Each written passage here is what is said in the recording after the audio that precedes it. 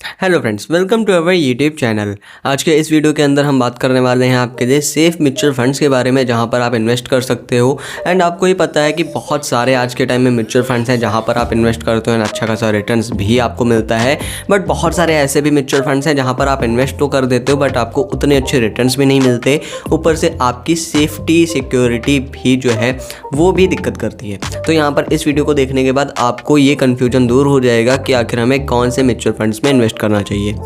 Mutual funds भी large cap, mid cap and small cap fund categories में आते हैं, जिसमें से स्मॉल कैप फंड कैटेगरी थोड़ी सी ज़्यादा रिस्की होती है, मिड कैप फंड कैटेगरी थोड़ी सी कम रिस्की होती है, लार्ज कैप कैटेगरी रिस्की तो कम होती है बट वहाँ पर आपको रिटर्न्स भी बहुत कम देखने को मिलते हैं। तो यहाँ पर हम बात करने वाले हैं मिड कैप म्यूचुअल फंड्स के बारे में, जिसमें मैं आपको कई सारे म्यूचुअल फंड्स बताऊँगा एंड आपको ये भी बताऊँगा कि इनमें से कौन से म्यूचुअल फंड्स आपको चूज़ करने चाहिए, क्या क्राइटेरिया होना चाहिए।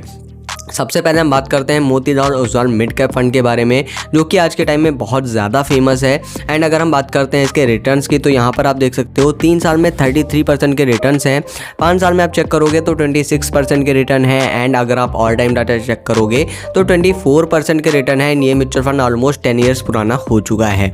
इसी के बाद आप यहाँ पर NAV चेक करते हो तो यहाँ पर आपको 87 रुपीज़ की NAV देखने को मिलती है। रेटिंग इसको 5 स्टार मिली हुई है। फंड साइज 8000 करोड़ का है। मिनिमम SIP आप 500 रुपये से ही शुरू कर सकते हो। तो यहाँ पर ओवरऑल डाटा आपको बहुत ही ज़्यादा अच्छा देखने को मिल जाता है। इसी के अलावा आप होल्डिंग चेक करते हो, टोटल 26 स्टॉक्स में इन्होंने इन्वेस्ट किया हुआ है, जिसमें परसिस्टेंट सिस्टम लिमिटेड में आप देखोगे 10.22% की इन्वेस्टमेंट है। ट्यूब इन्वेस्टमेंट ऑफ इंडिया में 9.66% की इन्वेस्टमेंट है। जियो फाइनेंशियल सर्विसेज में 9.34% की इन्वेस्टमेंट देखने को मिल जाती है। इसी के बाद यहाँ पर आपको इक्विटी सेक्टर देखने को मिल जाता है, जिसमें इक्विटी में 85%, डेट 10%, कैश इन्होंने 3.8% रखा हुआ है। सेक्टर की बात करते हैं तो टेक्नोलॉजी में 22%, ऑटोमोबाइल्स में 17%, फाइनेंशियल में 14% है। यहाँ तक डाटा आपको हर एक चीज़ अच्छी देखने को मिल जाती है। इसके बाद आपको चेकआउट करना है मेन चीज़, जिसमें आपको चेक करना है रिस्क रेशियो। तो रिस्क रेशियो आप चेक करोगे, अल्फा 9.90% देखने को मिल जाता है, बीटा 0.80% देखने को मिलता है, शार्प रेशियो 1.95% देखने को मिलता है। आपको हर एक चीज़ काफ़ी बेस्ट यहाँ पर देखने को मिल जाती है, क्योंकि अल्फा काफ़ी हाई है, बीटा लो है, शार्प रेशियो भी अच्छा देखने को मिल रहा है।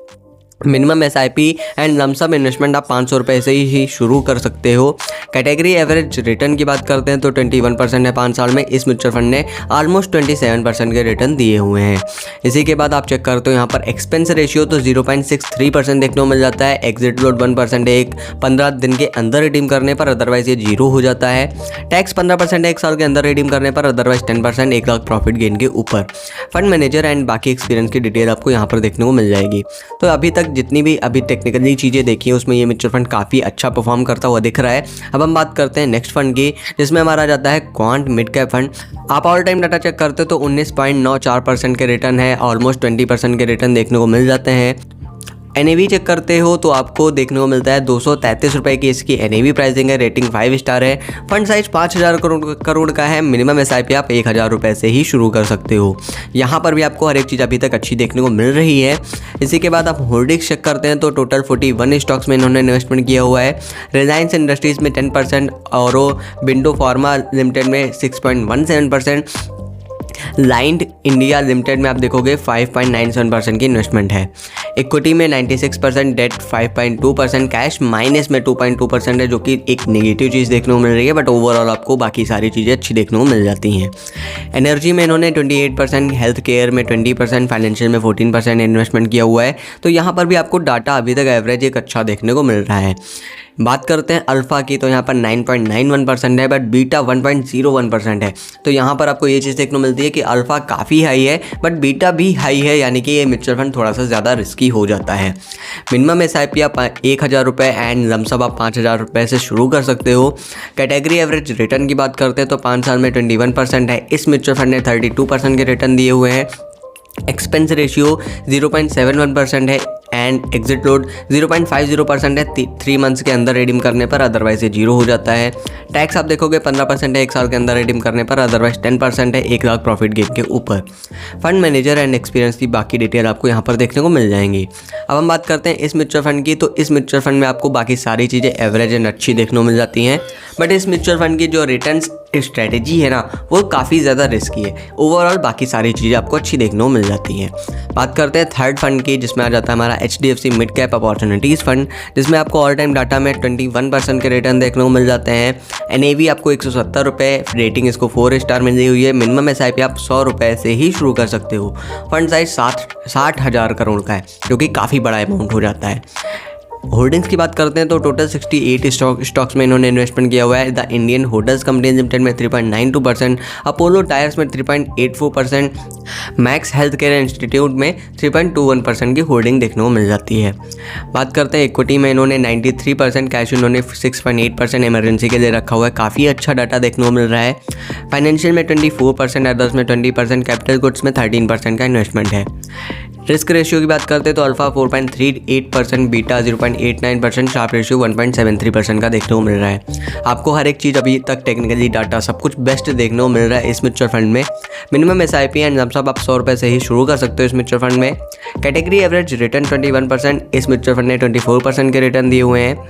एक्सपेंस रेशियो 0.77%, एग्जिट 1% एक साल के अंदर रिडीम करने पर, अदरवाइज 0 हो जाता है। टैक्स 15% है एक साल के अंदर रिडीम करने पर, अदरवाइज 10% एक लाख प्रॉफिट गेन के ऊपर। फंड मैनेजर एंड एक्सपीरियंस की डिटेल आपको यहाँ पर भी देखने को मिल जाती हैं। अब बात करते हैं तीनों ही म्यूचुअल फंड में किस म्यूचुअल फंड में आपको इन्वेस्ट करना चाहिए। तो मैं आपको सजेस्ट करूंगा जो अभी तक की टेक्निकली डाटा देखने को मिल रहा है उस बेसिस पे HDFC mid cap opportunities fund काफ़ी ज़्यादा अच्छा है। क्वांट मिड कैप फंड की स्ट्रेटेजी थोड़ी सी ज़्यादा रिस्की है, बट ओवरऑल डाटा आपको अच्छा देखने को मिल जाता है। And Motilal Oswal mid cap fund की जो डाटा देखने को मिल रहा है ये काफ़ी अच्छा है। तो इसमें Motilal Oswal mid cap fund and HDFC mid cap opportunities fund ये काफ़ी ज़्यादा अच्छे परफॉर्मेंस करते हुए दिख रहे हैं, तो आप इसमें इन्वेस्ट कर सकते हो। बट उससे पहले आप अपनी एनालिसिस जरूर कर लीजिएगा, अपने अकॉर्डिंग चूज़ कीजिएगा। बात करते हैं SIP की, तो अगर आप यहाँ पर 5,000 रुपये की SIP करते हो एंड जो आपको मिनिमम रिटर्न जो 21% के देखने को मिल रहे हैं वो कैलकुलेट करता हूँ, तो आप देखोगे कि 20 सालों में आप इन्वेस्ट करते हो 12 लाख रुपए, जिसकी वैल्यू आने वाले 20 सालों में हो जाती है 1,84,00,000 रुपये।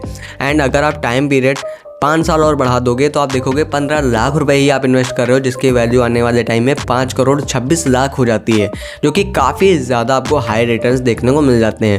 उम्मीद करूंगा मेरा यह वीडियो आपको पसंद आएगा। मेरा यह वीडियो कैसा लगा हमें कमेंट बॉक्स में ज़रूर बताएं। इसी तरह के इंटरेस्टिंग वीडियोस देखने के लिए हमारे चैनल को सब्सक्राइब करें। धन्यवाद दोस्तों।